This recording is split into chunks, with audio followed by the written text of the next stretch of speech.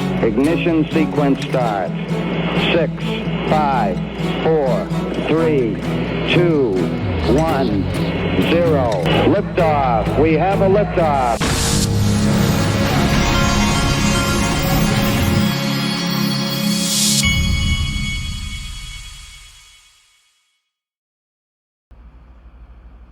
Hey everybody, this is the Digital Asset Investor, and we've got a little bit of movement in XRP. We're at $2.26. And look at this. If you see nothing else today, this is what you need to see. From Eleanor Terrett. Scoop, 2 well-placed sources tell me the SEC versus Ripple case is in the process of wrapping up and could be over soon. My understanding is that the delay in reaching an agreement is due to Ripple's legal team negotiating more favorable terms regarding August district ruling, which imposed $125 million on the company, included permanent injunction preventing the company from selling XRP to institutional investors. The argument, I'm told, is that if the new SEC leadership is wiping the enforcement slate clean for all previously targeted crypto firms because it believes regulatory clarity will resolve the underlying issue, why should Ripple still be penalized? Accepting the Torres ruling as it stands would mean that Ripple is essentially agreeing to admit to wrongdoing. But now the SEC itself is seemingly unsure whether any wrongdoing occurred. There's no real playbook for this kind of thing, which could explain why this case is taking longer to resolve than the rest. Stay tuned.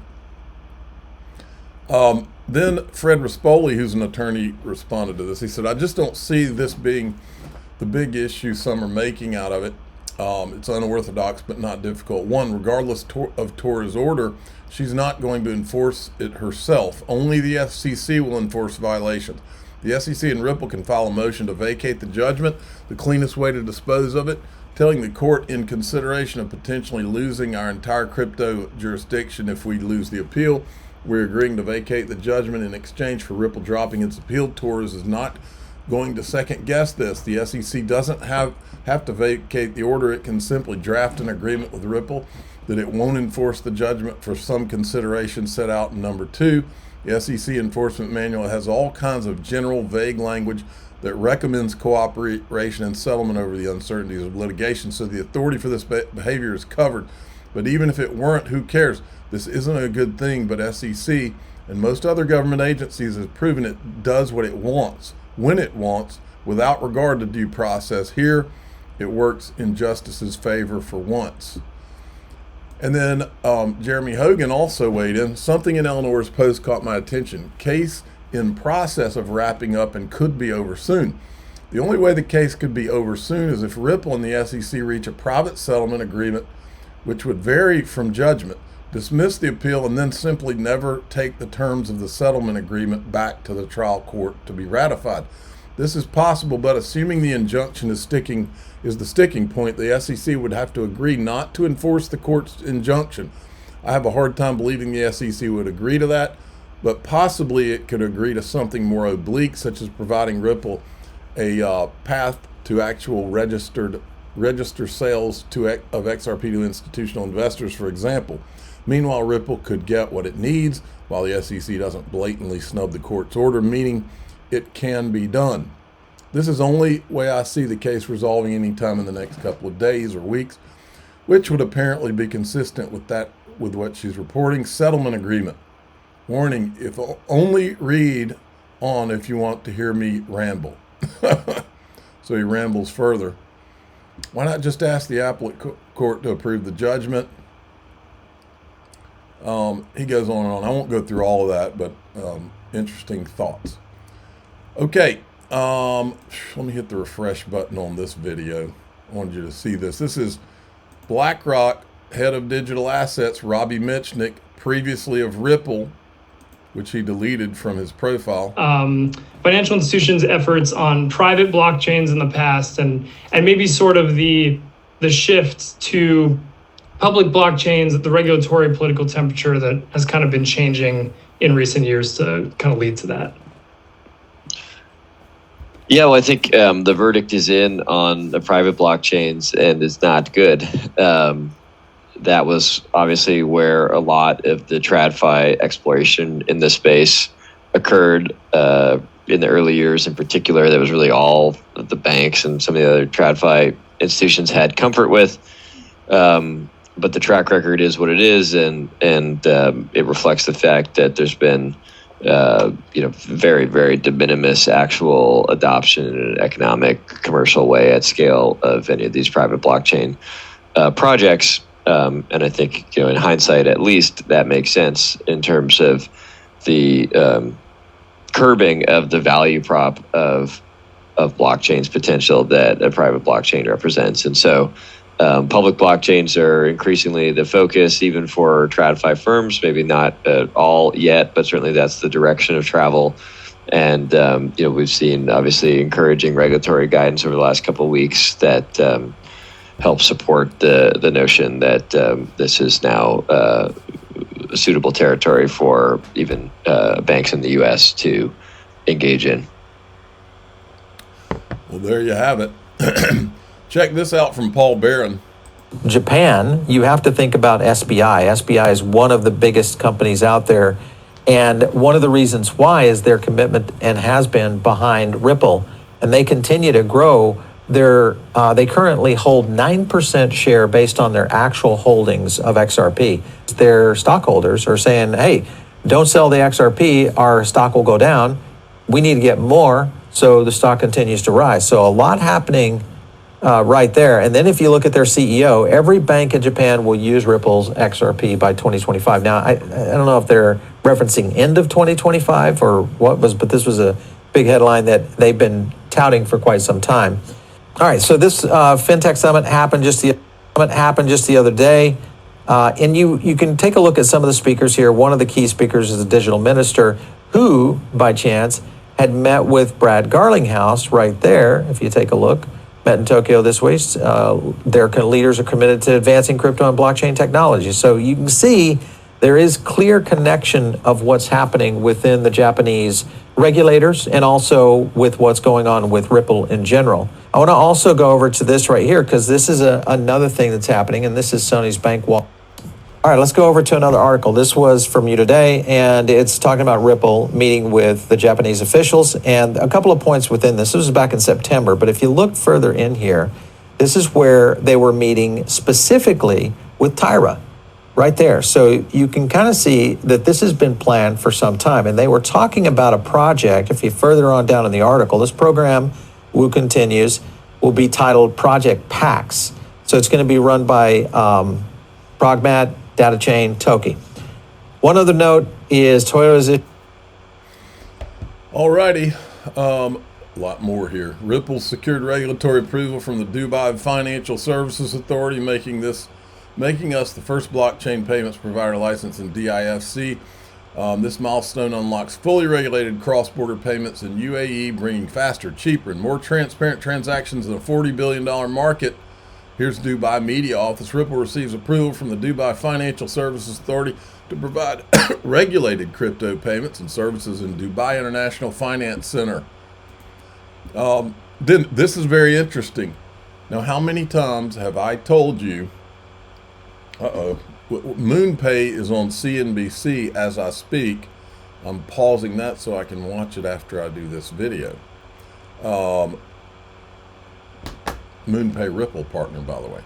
Now, I told you a long time ago on this channel, about 4 or 5 years ago, I'll never forget it, and I can't tell you who I was talking to, but I was on the phone. I was at one of my son's travel ball games. Someone had told me that I needed to call a certain person. I did call that certain person. I was at the travel ball game. I was standing in one of the empty dugouts because it started pouring raining. And as it was pouring raining, this person that I spoke to on the phone told me that XRP had been created for 2 reasons. And this person got it from somebody who would know. Had been created for 2 reasons. 1, to replace the petrodollar. 2, to prevent World War III. What are we seeing right now, folks? Now, the guy that this congressman is speaking to is the Stripe CEO. Stripe runs the back-end payments of X. Stripe is also the original investor in XLM. For a decade, we've watched XRP and XLM move together. We know they're similar technologies. They're the only two, I think, that use the consensus mechanism. I've always thought that those two were the chosen ones. So listen to what the Stripe CEO says. Thanks for the question. We see many examples of this. I think of the comparison to the petrodollar system, where starting back in the 70s, the series of agreements with Gulf states created an enormous new source of secular demand for dollars. We're seeing the same thing happening today in emerging markets, where people are taking enthusiastic advantage of this new liberty and this new capability where they can hold dollars and they can, again, get direct access to the world's preeminent reserve currency. I think this is a really big deal for global liberty and for global prosperity. Quickly, this committee feels strongly that the interact of a federal regime for stablecoin issuers will ultimately inhibit China's ability to control this space. We've seen countries around the world take action to establish national regimes for stablecoins. EU, Japan, UK, Singapore have all taken steps to establish the regulatory framework for stablecoins, recognize potential to modernize payments and enhance financial. So, Mr. Callison, again, quickly, as a global payments company, could you elaborate on how important it is for the U.S. to establish a federal framework to maintain U.S. competitiveness? I think this is important for two reasons. One, there are the practical benefits for American consumers and for American business today. And I think it's simply on those merits worth putting forth a formalized federal framework that enables the stablecoin ecosystem here in the country. But then I think there's a second reason, I think this is what you're getting at, that while it is the case that an overwhelming majority of transactions today are in fact denominated in dollars, and that's enormously to the US's benefit, there is a risk that if the US adopts a posture of discouraging and inhibiting stablecoin adoption, that the rest of the market will respond and adapt. And perhaps we're here in 5 years and the preeminent stablecoin currency is euros or renminbi or some other global currency, and I think that would be to the US's detriment. Think about it, folks. What was the risk for the United States all along? It was that all these countries like China, Russia, and all these countries would dump U.S. Treasury bonds. That was the scary thing for the United States. How do you fix that? Well, you create a crypto industry that can build stable coins with private issuers. It's like creating your own little countries that can buy all these treasury bonds. Every single stable coin issuer that's regulated will have a mandate to buy treasuries with the stable coins they put out, and those stable coins will fuel the crypto industry. It's right in front of your eyes. Binance XRP USD is now live on Binance.us. They just reactivated Binance.us here in the United States. Here's Greg Kidd on stablecoins. On the topic of innovation, crypto czar David Sachs, he promised stablecoin legislation within 100 days. We are seeing the Genius Act gain, bipartisan traction. Really good name. Yeah. I know you've been engaging with policymakers, elected officials who are working on that bill. How are you feeling about it in terms of its impact on the industry? What's it doing right? What should be included in there? What are your thoughts? One is there were three forms of money that are all innovations that could happen over the legacy financial system, which is 50 years old. One could be central bank digital currency. We're not going to do that because people on the right and the left are worried about different aspects about it, whether it's too privacy controls or just too much government control, whatever. It's not going to happen. That's been taken off the table. So that just leaves stablecoins and potentially deposit tokens, which is the thing we're really pushing, which is using blockchain technology, but doing it through the banking system versus like stablecoins, which are going to use blockchain technology, but it's going to be rolled out by fintechs, kind of like the way Tether and USDC already work. So I support the fact that there's going to be some stablecoin legislation to make it more likely that companies are going to issue stablecoins in the US, in US dollars for use here and around the world. And it'll be done at states level.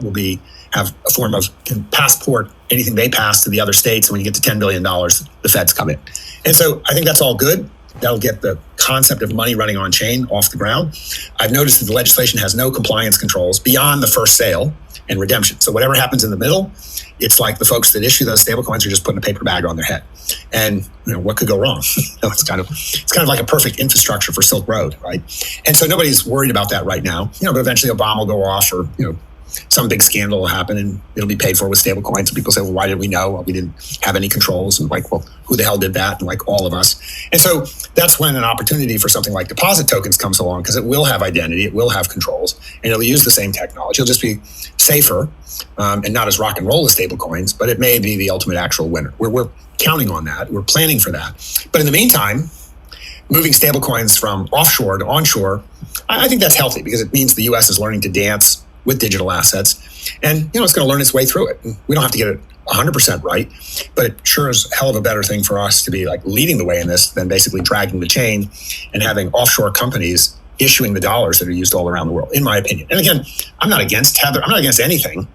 I'm just saying I'm pro the whole home team, and having good legislation will result in many folks basing here. And we at Vast Bank, and other banks were investing, we'd be happy to support stablecoins. We think we have a better product, deposit tokens, but we're not here to be the arbiters of what the market actually wants. We'll support both and see what the market does. Yeah, by the way, I just saw where his stablecoin is on Uphold, and you can earn over 5.25% or something on it, just by the way. Okay, if you want to join the Patreon, go to daixrp.com. You can also join it through YouTube. If you want to join through there, it's just another option. It's the same group. Click the join button right below this video, and you can we do extended videos, and we do no advertising in there.